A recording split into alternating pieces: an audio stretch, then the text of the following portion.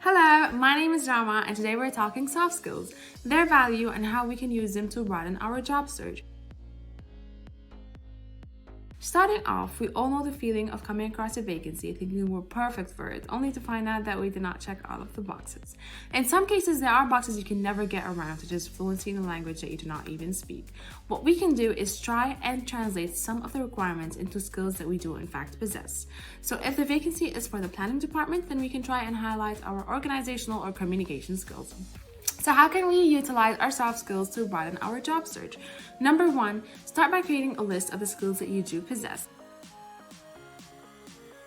It can be anything from adaptability, teamwork, time management, and so on. You can even look up lists online to determine which skills can be most influential for your application. Number two, broaden your job search by looking for things you're interested in, talented in, or have had some experience in from a previous project that you've worked on or even contributed to. Try and read through the actual scope of a position because titles can be misleading.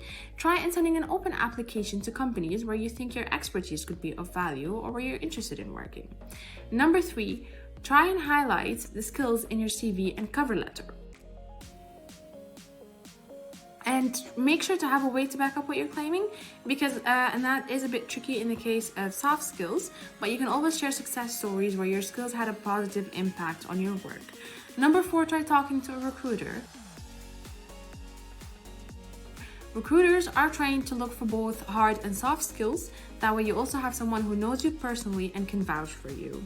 Last but not least, it is never too late to start working on your soft skills. Make a list of skills that you would like to possess or improve, make a goal, and find resources to help you achieve that goal. Hope this helps. Bye bye.